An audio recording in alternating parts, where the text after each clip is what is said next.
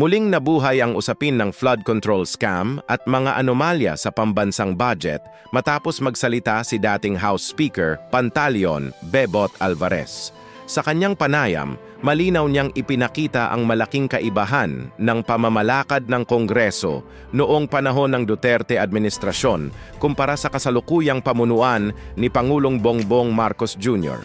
Ayon kay Alvarez, noon daw ay malinaw ang prinsipyo: protektahan ang NF o National Expenditure Program at huwag nang makisawsaw sa mga insertion na ginagawa ng ilang makapangyarihang politiko. Ito ang kaibahan noon. Sa ilalim ng Duterte administration, malinaw ang direksyon at disiplina. Ang Kongreso noon ay nakabatay sa tiwala sa proseso ng ehekutibo dahil ang budget ay dumaan na sa masusing pag-aaral at konsultasyon sa mga Regional Development Council. Ibig sabihin, hindi hinahayaan ang kung sino-sinong kongresista na basta-basta magdagdag o mag-alis ng proyekto para sa pansariling interes. Ngayon, iba ang nakikita natin. Sa ilalim ng Marcos Jr. administrasyon, nabunyag ang tinatawag na small committee kung saan nangyayari raw ang malalaking insertion sa pambansang pondo. Mismong si Alvarez ang nagsabi, "Ngayon ko nga lang narinig yung small committee na yan. Inimbento lang nila yan. Kung tutuusin, kung talagang walang itinatago, bakit kailangang may mga lihim na komite?"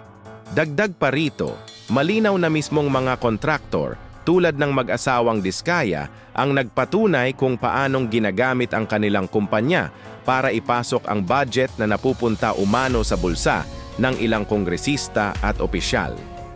Dito natin nakikita na hindi lamang simpleng anomalya ang nangyayari, kundi sistematikong pagkakasabwat ng ilang nasa kapangyarihan. Sa panahon ni Duterte, hindi niya pinalampas ang mga ganitong gawain, kaya't diretsahan niyang binanata noon ang DPWH at ilang kongresista na sangkot sa katiwalian. Hindi siya nag-atubiling pangalanan ang problema. Ngayon, tila puro pahayag at reklamo ang naririnig mula kay Marcos Jr. pero walang matibay na aksyon. Ang punto ni Alvarez ay malinaw. Noong panahon ng Duterte administrasyon, mas maayos, mas malinaw at mas disiplinado ang proseso ng pambansang budget.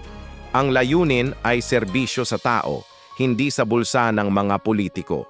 Ngayon, tila nagiging mas komplikado, mas magulo, at mas lantaran ang mga anomalya. Sa huli, ang mensahe ng dating speaker ay simple, ngunit makapangyarihan, panahon na para kumilos. Kung hindi kikilos at tatapusin ang sistemang ito, lalo lamang maghihirap ang taumbayan. At dito pumapasok ang tunay na tanong, nasaan ang tapang at malasakit na nakita natin noon kay Duterte at bakit parang wala tayo ni Katiting na nakikita ngayon?